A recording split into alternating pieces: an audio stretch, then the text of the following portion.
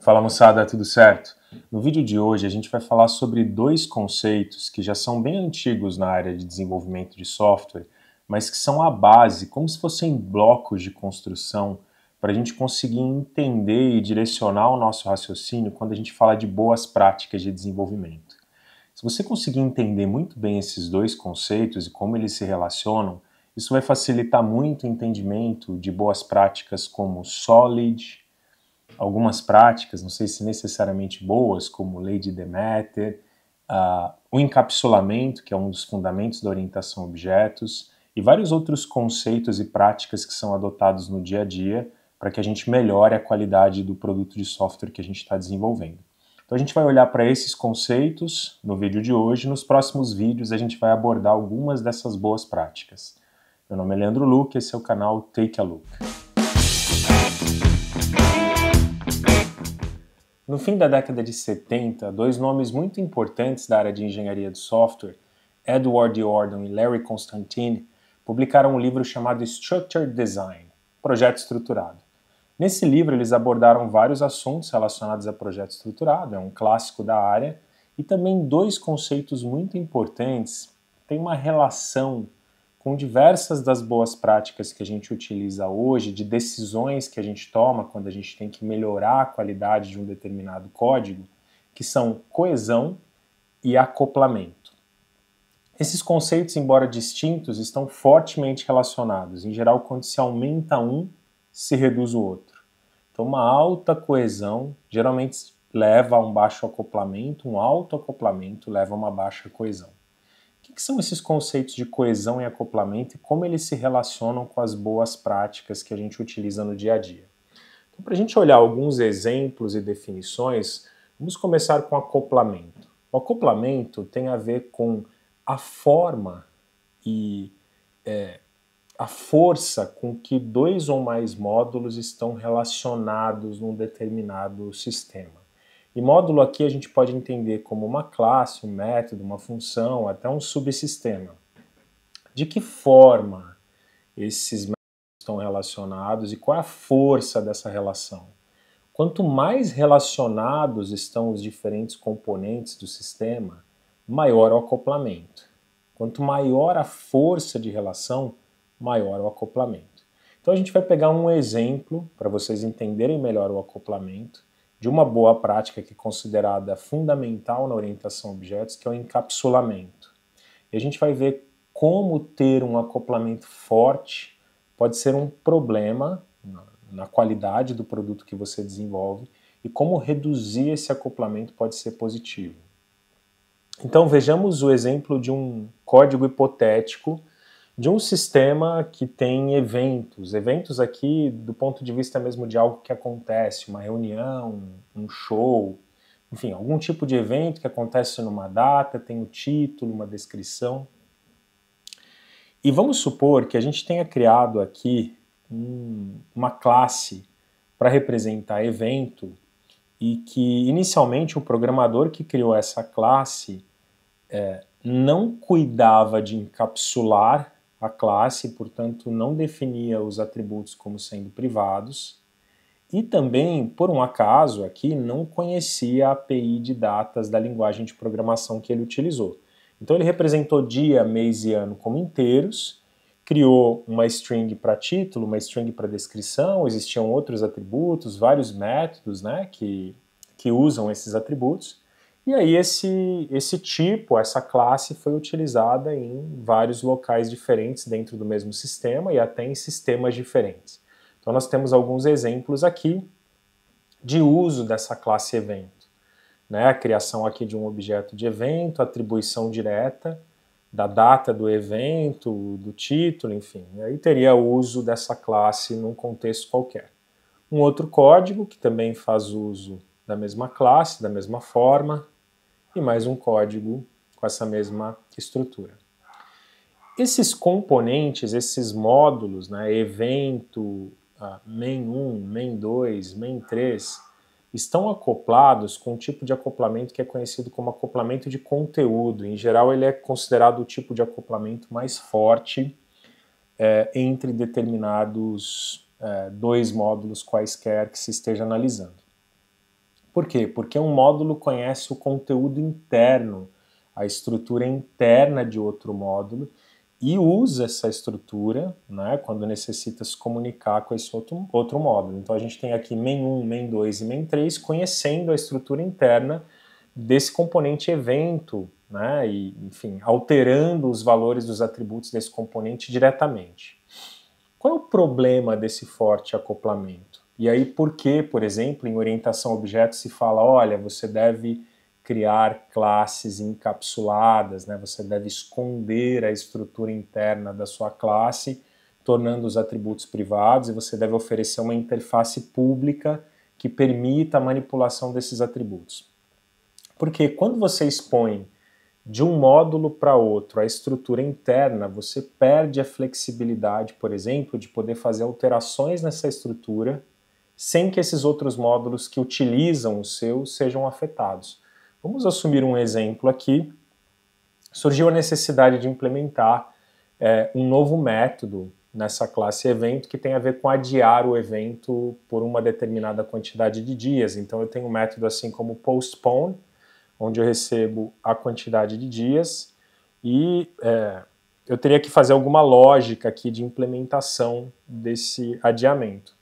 A lógica ela envolve, por exemplo, somar dias no atributo dias, mas eu tenho que verificar se muda o mês pode ser que mude o ano, tem que considerar o caso do ano bissexto, então embora não seja uma lógica complicada, tem vários detalhes que precisam ser tratados aqui. Digamos que nesse momento, o desenvolvedor que fez essa classe descobriu que existe na linguagem de programação em questão já tipos abstratos de dados, classes, que representam datas e que já tem esse processo de adiantar dias ou reduzir dias, meses, anos, todo implementado.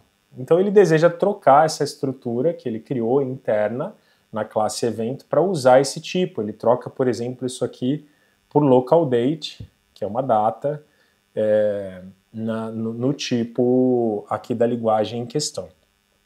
Quando ele faz isso, automaticamente ele quebra os módulos que antes faziam acesso direto à estrutura interna de evento, porque aqueles atributos deixaram de existir, então não existe mais day, month e year, existe apenas date.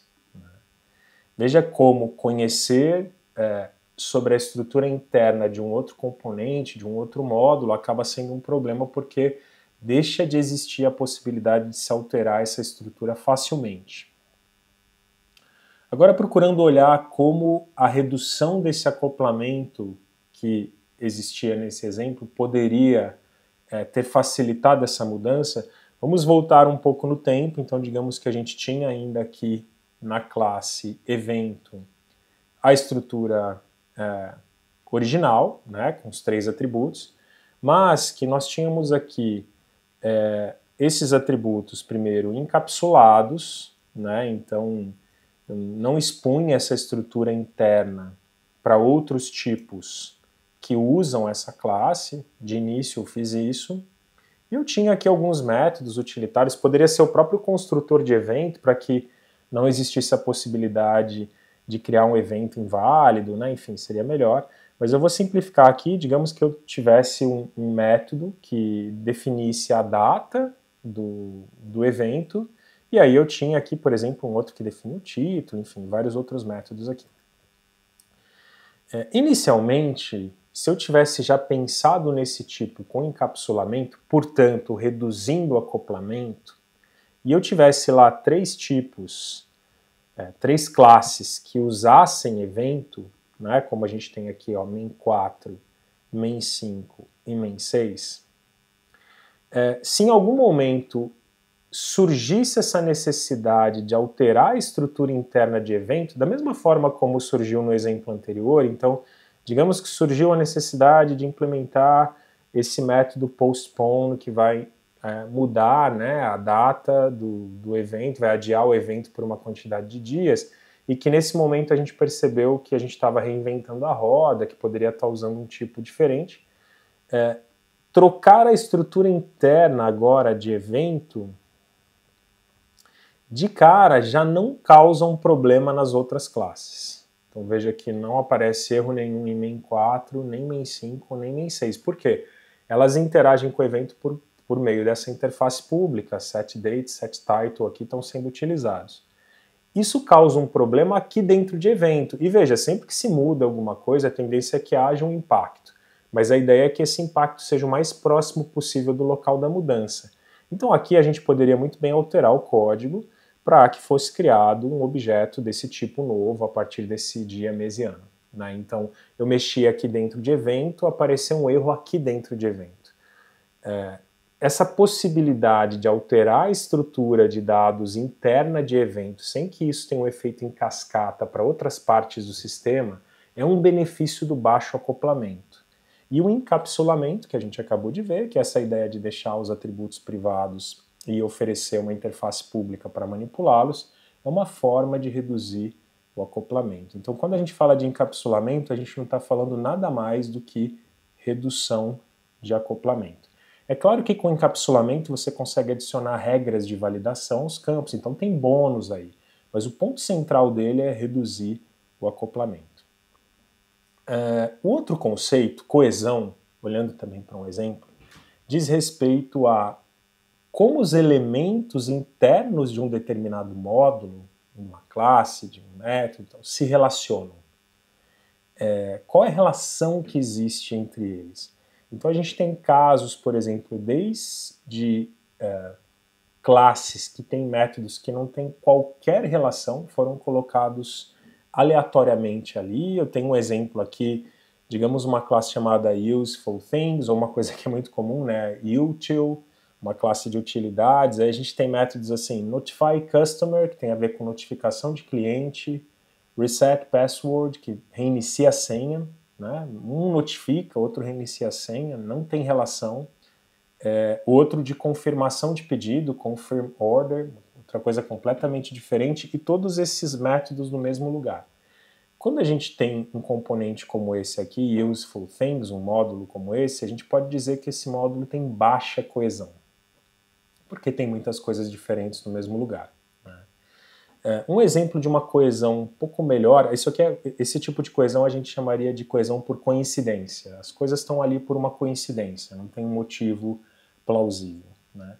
Um exemplo de um módulo, um componente com uma coesão melhor seria essa classe employee, funcionário, né, onde a gente tem dados de funcionário e métodos relacionados a funcionário. Ainda a gente poderia criticar a coesão dessa classe, dizendo, por exemplo, que ela trata de aspectos diferentes, ainda que relacionados a funcionário, a gente já vai falar sobre isso, mas a coesão dela, sem dúvida, é melhor do que a coesão de UsefulThings. Né? A gente poderia dizer que ela tem uma coesão aqui quase funcional, que é essa coesão que a gente tem dentro de um módulo coisas que tratam da mesma função, tem uma relação funcional.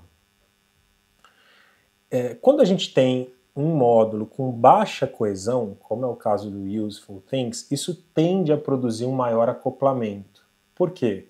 Porque muitas classes diferentes, muitos outros componentes do nosso sistema vão precisar interagir com o UsefulThings porque ele cuida de muitas coisas. Ele não tem um papel pontual, específico, então ele vai ter interações diversas, né? Quem precisar reiniciar a senha vai ter que interagir com ele, quem precisar notificar cliente vai ter que interagir com ele, confirmar pedido vai ter que interagir com ele, então são muitas interações para o mesmo componente. Né? Isso acaba aumentando o acoplamento naquela ideia de que quando você aumenta a coesão você reduz o acoplamento e vice-versa.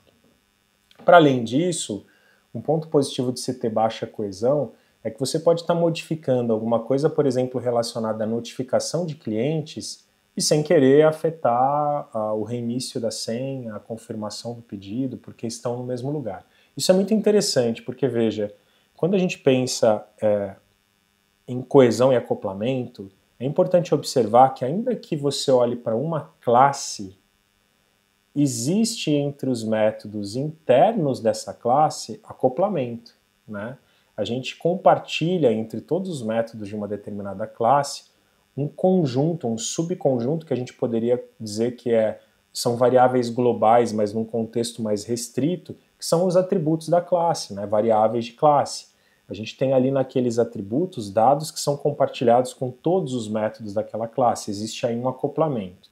Então veja, quando a gente faz uma modificação em um determinado elemento de uma classe, a gente corre o risco de estar afetando os outros, porque há um compartilhamento de estrutura de dados, né, de comportamento, que pode existir entre esses elementos. E misturar muitas coisas diferentes no mesmo lugar acaba trazendo esse problema, né, esse desafio de você fazer alterações que não afetem a estrutura como um todo. Então, eu estou mexendo em notificação de clientes, eu não deveria mexer em nada relacionado à confirmação de pedido, porque eu estou mexendo em outra coisa, mas eu posso estar afetando a confirmação de pedido porque eu estou ali naquele espaço onde existe compartilhamento entre essas duas coisas, tá? Então, o que a gente quer, na verdade, é alta coesão, né? A gente quer componentes, módulos que tratem de assuntos bem definidos, bem específicos e bem relacionados, e baixo acoplamento, para que uma mudança, um impacto que existe em algum módulo não tenha um efeito em cascata para o restante do sistema. A gente encontra esses conceitos, como eu falei no início, em boa parte das boas práticas que a gente define e utiliza no dia a dia. Eu falei sobre encapsulamento, que é um fundamento da orientação a objetos, mas a gente poderia usar como exemplo Solid. No Solid, quase todos os princípios, as boas práticas, de uma forma ou de outra impactam em coesão e acoplamento, buscando alta coesão e baixo acoplamento. Boa parte desses princípios está relacionado a obter alta coesão e baixo acoplamento. Por exemplo, o SRP, que é o S do Solid, Single Responsibility Principle, o princípio da responsabilidade única, ele nada mais é do que coesão. O que é você cumprir ou fazer com que o seu módulo, a sua classe, atenda ao princípio da responsabilidade única? É criar uma classe com alta coesão. Ou seja, você está procurando colocar na mesma classe elementos, e aí no caso, na definição do SRP, um pouquinho diferente dessa coesão funcional que eu mostrei aqui no caso do funcionário, o que a gente está querendo, e aí a definição vem aí do Robert Martin, né, é que a classe tenha um único motivo para mudar. E quando ele fala de motivo, ele está falando de stakeholder. Pensa no seguinte, quando você está num projeto, você tem diferentes stakeholders, que são os interessados, os envolvidos no projeto. A equipe de desenvolvimento, enfim, todo mundo ali técnico. Você tem, digamos, um sistema empresarial, pessoas da área financeira, de recursos humanos, estoque, processos, etc. Uma mudança que acontece num determinado sistema sempre tem como origem algum desses stakeholders. Se é para melhorar alguma coisa técnica, o stakeholder que foi o originário dessa mudança, né, a fonte dessa mudança, foi alguém técnico. Se é, por exemplo, para acertar alguma coisa financeira, foi alguém do departamento financeiro. Então, mudanças que acontecem no software têm essas origens. E o princípio da responsabilidade única traz a ideia de que uma classe deveria ter uma única fonte de origem de mudança. Então, vamos dar uma olhada nessa classe funcionário de novo. Veja que, embora ela trate do mesmo assunto, funcionário, ela tem os dados de funcionário, ela tem talvez aqui aspectos que poderiam ser separados. Por exemplo, talvez o pagamento do funcionário seja algo mais relacionado ao financeiro.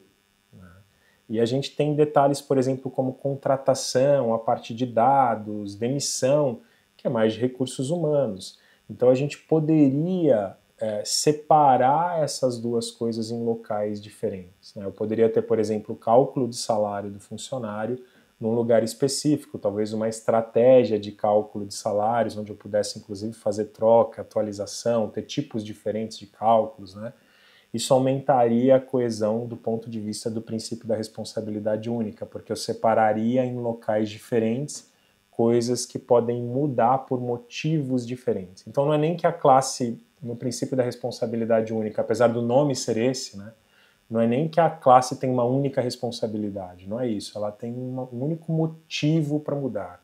Ou seja, o código que está naquele contexto, ele vai ser mudado por conta de um único tipo de stakeholder. Aí, claro que há alguma subjetividade nessa análise, mas é uma ideia. Veja que a definição é basicamente de coesão. Então, quando a gente fala de S no Solid, é coesão. A gente pode olhar, e a gente vai fazer isso nos próximos vídeos, para os outros conceitos, para as outras boas práticas, e vocês vão ver que basicamente são elementos que brincam com essa ideia de reduzir o acoplamento e aumentar a coesão. E a gente pode expandir isso para outras coisas. Lei de Demeter, né? Não sei se é bem uma boa prática, eu tenho minhas ressalvas no uso dela, mas tem a ver com acoplamento, redução de acoplamento. Quando a gente olha, por exemplo, para conceitos mais amplos, né? API Gateway é uma forma de você, inicialmente, tem muito mais do que isso, mas uma forma de você desacoplar o cliente do servidor, né? Então você consegue colocar ali uma estrutura no meio que facilita esse desacoplamento. Quando a gente pensa em microserviços, né, originalmente a ideia era você reduzir o acoplamento que existia entre os componentes de um monólito, que acabava forçando que esse monólito fosse implantado como um todo. Então, quer dizer, como está tudo ali no mesmo lugar e acoplado, você tinha que ou publicar tudo, ou implantar tudo, ou não implantar nada, né? Isso gerava dificuldades em cenários com equipes muito grandes, ou que você tinha um fluxo, né, de dinâmica de entrega diferente entre as equipes. Então, você separando em microserviços, você reduz o acoplamento entre essas diferentes partes do sistema e, consequentemente, você consegue fazer trocas, né? Enfim, implantar um microserviço sem que o outro precise ser implantado. É uma brincadeira ali com a questão do acoplamento e por consequência, como a gente viu, afeta a coesão. Mensageria, né? A gente vai usar um sistema orientado a eventos, ou a gente vai comunicar diferentes partes de um sistema com mensagens, a gente vai usar pub-sub. Basicamente o que a gente está fazendo é desacoplando os componentes. Claro, quer dizer, quando você faz mudanças no sentido de trazer boas práticas, isso tem efeitos que são maiores do que a coesão e o acoplamento.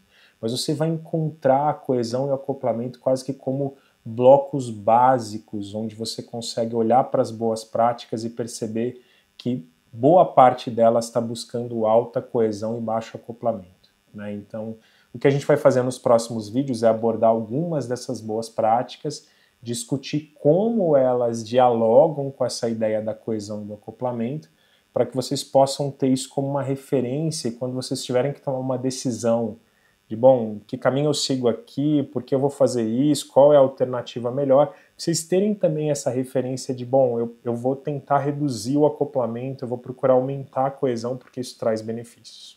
Tá? Essa é a ideia desse vídeo, espero que tenha dado essa noção geral desses dois conceitos importantes e que nos próximos vídeos a gente possa aprofundar isso com cada uma das boas práticas mais comuns que a gente encontra no dia a dia do desenvolvimento de software.